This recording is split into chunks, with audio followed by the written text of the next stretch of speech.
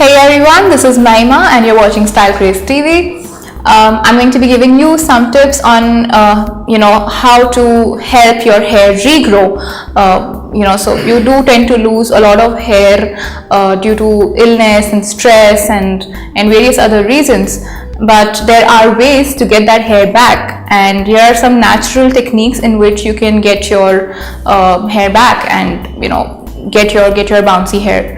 So I'm gonna give you a few tips on how to help get your lost hair back. So the first one is massage. Yes, basically a lot of people think that who have a lot of hair fall, they think their foliage is their hair follicles are really weak, and if they massage it too much they'll end up losing more hair. But that is not true, because even if you end up losing a few strands, it helps in nourishing the remaining and helps in boosting regrowth of the hair that has already been broken.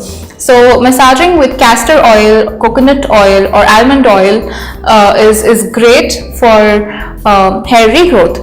So that is number one. Number two is try and use a wide tooth wooden comb to comb your hair. So this basically helps in avoiding abrasions in your hair when you use these really pointed and lots of teeth comb, and also it will help your hair from not getting static.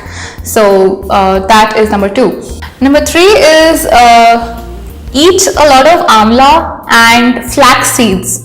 So these two are very well-known components for hair regrowth. You must have seen a lot of advertisements in which all these hair oils and shampoos have amla extracts. So it is known to boost hair regrowth. So having amla and flax seeds at least once in a day, maybe just 1 teaspoon, is good enough for getting your hair back.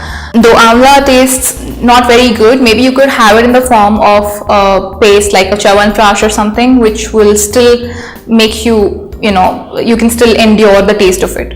So that's number three. Number four is dyeing your hair.